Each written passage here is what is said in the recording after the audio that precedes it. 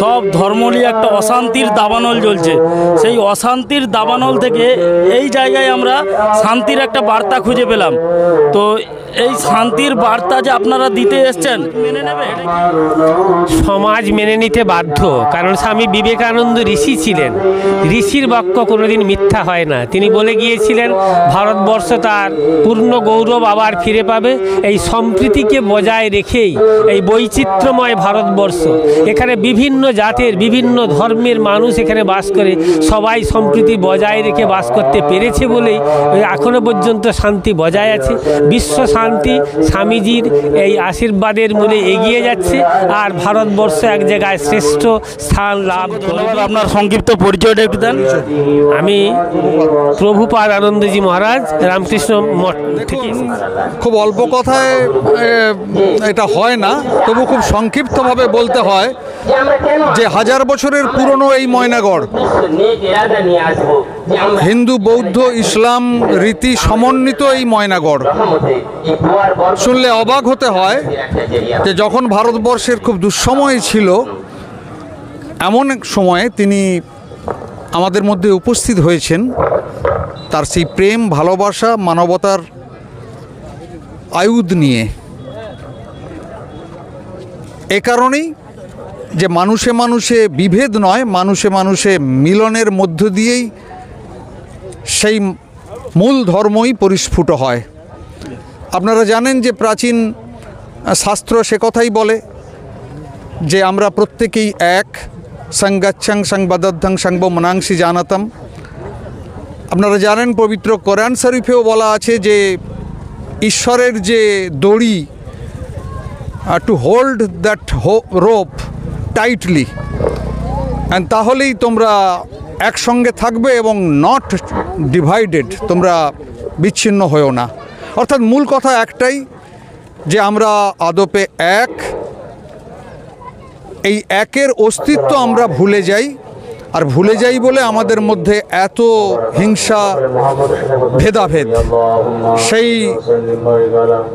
বিভেদকে, সেই ভেদ বুদ্ধিকে সরিয়ে পূর্ব দিগন্তে যেমন নূতন সূর্য সব কিছুর ওপরে আলো বিকিরণ করে, তেমনি আজকের এই সর্বধর্ম উর্সেকুল প্রার্থনা সভার মধ্য দিয়ে এই ভূখণ্ডের যিনি অধীশ্বর তুরুজালাল শাহ বাবা, তার সেই প্রেম প্রীতি মানবতার বার্তাই সারা বিশ্বে আজকে বিকীর্ণ হোক।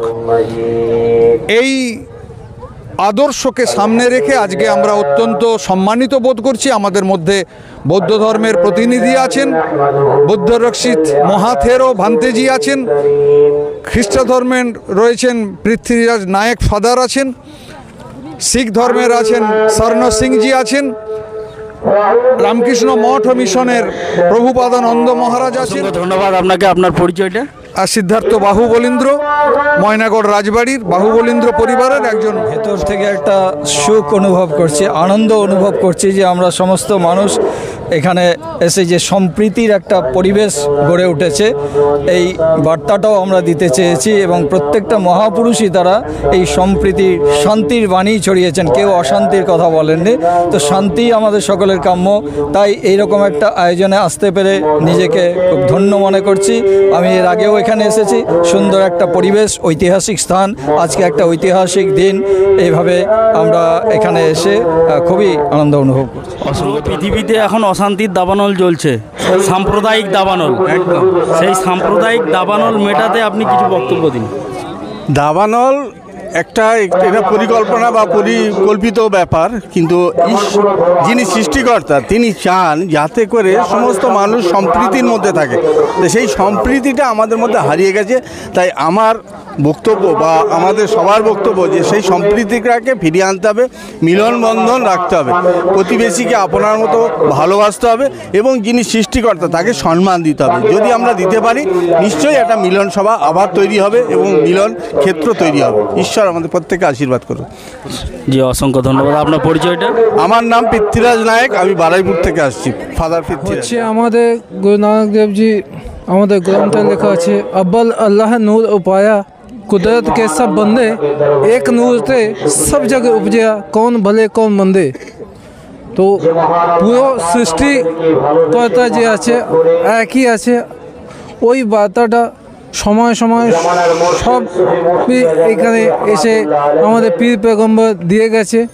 তো এইখানে যে আমরা আজকে অনুষ্ঠানটা মানাচ্ছি, তো এইখানে আমাদের একটাই কথা যে এইখানে থেকে যে বার্তাটা এই আমাদের পীর সাহেব আজানগাছি বাবা রহমতুল্লাহ যে পয়গামটা আমাদের দিয়েছিল, ওই বার্তাটা আমরা সারা বিশ্বের মধ্যে ছড়িয়ে দিই। এই বার্তাটা আমাদের মানে সারা বিশ্বের মধ্যে এনার বার্তাটা হোক যে শান্তি বজায় রাখুক আর একতা থাকুক।